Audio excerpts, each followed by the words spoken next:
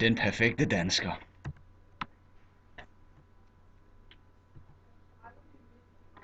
I Danmark mener vi, at alle folk skal kunne tale sproget dansk. I hvert fald, hvis du skal have dansk statsborgerskab. Vi har et samfund, som generelt består af den indfødte befolkning. De sidste par år er der dog kommet flere og flere indvandrere til landet, og vi begynder så småt at blande vores kultur med hinanden. Dem, der bor i Danmark, og dem, der føler sig danske og på en eller anden måde har et tilhørsforhold til Danmark. Størstedelen af dem, som er født i Danmark eller bor i Danmark, har de samme kulturelle holdninger og kan snakke dansk. Men der er også indvandrere, der føler sig danske, fordi de er indvandrere til landet, og Danmark har taget sig af dem. Man lærer, og man følger de uskrevne danske regler, såsom man er høflig af sig selv og deslige. En dansker er en person, der føler sig hjemme i Danmark og ikke føler, de hører til andre steder. Denne person vil også højst sandsynligt tale dansk på indfødt niveau og være enig i mange af de kulturelle holdninger, som de fleste andre danskere holder. Disse mennesker vil højst sandsynligt også være født og opvokset i Danmark med en slægt af forfædre, der også er født og opvokset i Danmark.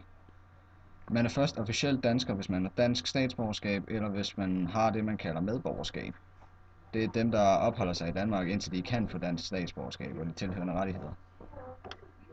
Man kan sige, at man har en national identitet, hvis man har en forestilling om, at man hører til den danske nation. Danmark er en nationalstat, hvor folket med samme kultur, sprog, religion og historie bor inden for det samme territorium. Det kan også kaldes for nation. Danskere har en masse værdier. Nogle mener, at ytringsfrihed, ligestilling og demokrati er vigtige danske værdier, hvor andre mener, at det er basale værdier i de vestlige lande. Andre mener, at vores traditioner er værdier, såsom at støtte landshold, når der er landskamp, holde påske og julefrokost og desvidere under højtiderne. Nye danskere prioriterer ikke disse værdier lige så højt som de indfødte danskere, men en dansker skal kunne acceptere andres værdier og kultur, både nye som gamle. Man kan kalde det en sammenhængskraft, altså vi har noget, som holder os sammen, noget, som vi kan være fælles om. En dansker konformerer sig også meget sandsynligt til dansk kultur og social etikette, såsom høflighed uden at være påtrængende, den lettere socialistiske tankegang, en demokratisk og neutral tilgang til ting og en åben holdning over for det meste. Demokrati spiller en stor rolle i Danmark. De fleste mennesker følger med i, hvordan det står til med Folketinget, og ca. 70% af befolkningen med stemmeret vælger at stemme, når der er valg i Danmark. De fleste danskere erkender sig også til den kristne tro, 75% for at være helt eksakt. Der findes undtagelser, men den danske folkekirkes opfattes som en meget dansk ting. Alle de store begivenheder som dansker foregår også i kirken. Man bliver døbt, når man kommer til verden, man bliver konfirmeret, gift, og til sidst tager man afsked med samme sted, som man kom til. Hvis man sammenligner med USA, hører man altid, at de er meget åbne og gæstfrie, hvorimod danskerne er meget snobbede og egoistiske. Det skyldes, at Danmark ikke er klar til et multietnisk samfund, selvom de gerne vil være det. Vi vil gerne være åbne for indvandrere og have dem ind i vores eget land, men alligevel giver vi dem ikke helt plads til, at de stadig kan have deres egen kultur. Samtidig kalder vi alle mennesker med anden etnisk baggrund i Danmark indvandrere, selvom de er født og opvokset i Danmark. Vi har et forestillet fællesskab i Danmark. Vi tror, vi har en masse ting til fælles med hinanden, selvom vi ikke kender hinanden. Det tror vi, fordi vi i Danmark har de samme kulturelle traditioner i hele landet. Samtidig danner vi sociale netværker gennem diverse medier, både i Danmark og andre steder i verden. Danskerne er, som de er, på grund af en række af forskellige ting. Der kan blandt andet nævnes indflydelse på andre lande, altså globalisering, landets egen historie og kultur, samt påvirkning af medier. Samfundet i dag ser helt sikkert anderledes ud, end det gjorde for omkring 100 år siden. Ligesom alt andet rykker sig, gør samfundet altså også. Hvis man spørger sine bedsteforældre, ser de helt sikkert også anderledes på danskerne, end hvad vi gør. Der er dog stadig visse ting, som stadig er det samme helt endnu, ligesom såsom traditioner. De vil forhåbentlig hænge ved mange år endnu.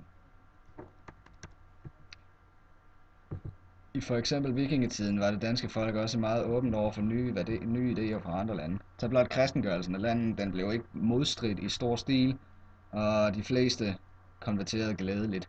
Flere endda tog den gamle tro og integrerede den i den nye tro, således at de to kunne eksistere side om side. Danmark består af en masse forskellige regioner. Der er Nordjylland, Midtjylland, Syddanmark, Sjælland og hovedstaden. Derudover hører Grønland og Færøerne med til det, vi kalder det danske rigsfællesskab. De danske statsborgere har nogle intentioner, normer og værdier, som er en forestilling om det nationale fællesskab, som kaldes sammenhængskraft. De danske værdier er opstået på grund af ting, vi har erfaret os gennem tidens løb. De er vigtige, fordi vi gerne vil undgå de ting, som vi ikke bryder os om fra fortiden. Danmark er en gammel nation med en gammel historie. Vi er samtidig meget lykkelige.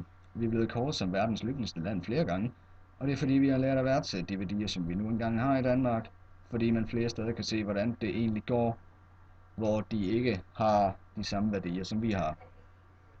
Noget man kan opfatte som en grund til den danske livslykke, er vores førnævnte forestilling om, at vi alle sammen har noget til fælles, at vi alle er bundet sammen af en idé eller en standard.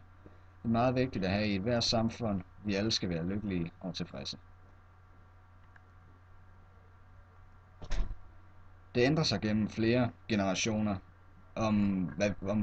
hvad det er, præcis hvad det er, der skal ændres for at få en national identitet. Der kommer flere og flere indvandrere til Danmark, og vi bliver blandet med flere forskellige kulturer, hvilket leder til, at Danmark i fremtiden vil blive et multikulturelt samfund. Dermed får vi også et bredere syn på, hvordan vi får samfundet til at fungere. Når den danske kultur blandes med andre kulturer, får vi samtidig et indblik i andres traditioner og hvordan deres samfund fungerer.